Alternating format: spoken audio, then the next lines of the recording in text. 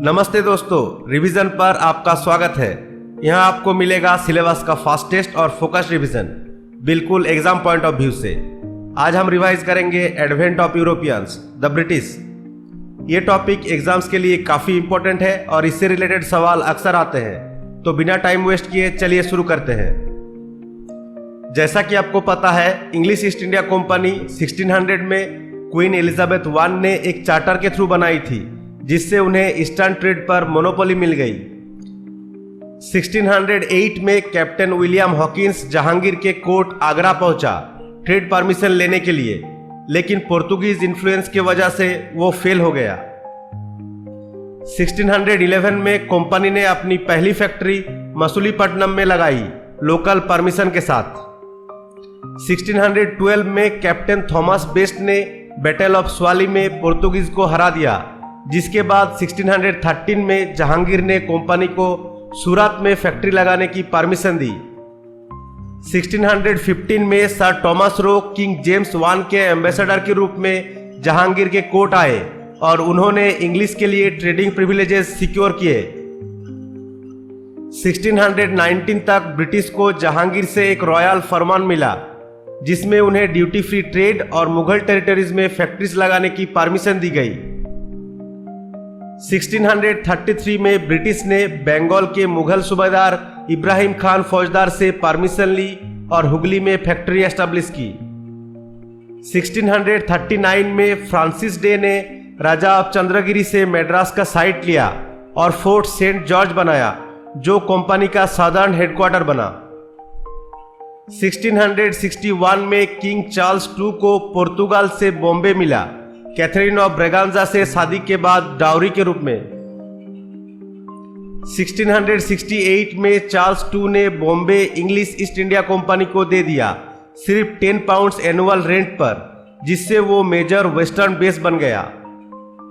1690 में job Charnock ने बंगाल के मुगल सूबेदार से परमिशन ली और सुतानुटी में सेटल होकर कलकत्ता की फाउंडेशन रखी। 1696 में कलकत्ता में ब्रिटिश ने फोर्ट विलियम बनाया, अपने ट्रेड इंटरेस्ट को प्रोटेक्ट करने के लिए। 1700 में कंपनी ने कलकत्ता को बंगाल ऑपरेशंस का कैपिटल बनाया, जहां गवर्नर और काउंसिल का सिस्टम शुरू हुआ। 1717 में मुगल एम्परर फारुखसियार ने एक फरमान दिया, जिससे कंपनी को बंगाल, गुजरात और हैदराबाद में ड्यूटी फ्री ट्रेड करने का राइट मिला। ब्रिटिश ने 1717 के फरमान का मिसयूज करना शुरू किया। वो प्राइवेट ट्रेड करके कस्टम नहीं देते थे, जिससे बंगाल के ट्रेजरी को नुकसान हुआ। ब्रिटिश इंटरफेरेंस बढ़ने से बंगाल के नवाब्स जैसे मुर्शिद कुली खान और अलीवर्दी खान के साथ टेंशन बढ़ गया। 1742 में मराठा रेड्स के वजह से कंपनी ने अपने डिफेंस के लिए कलकत्ता के आसपास मराठा डिच बनाई। 1746 से 1748 तक पहला कर्नाटिक वार हुआ, जिसमें ब्रिटिश और फ्रेंच के बीच साउथ इंडिया में यूरोपियन राइवलरी दिखाई दी।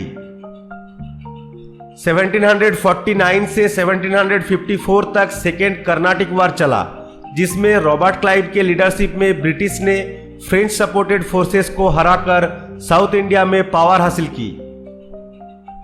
अलीवर्दी खान के डेथ के बाद 1756 में सिराजुद्दौला बंगाल के नवाब बना और उसने ब्रिटिश के कलकत्ता फोर्टिफाई करने के खिलाफ स्टैंड लिया।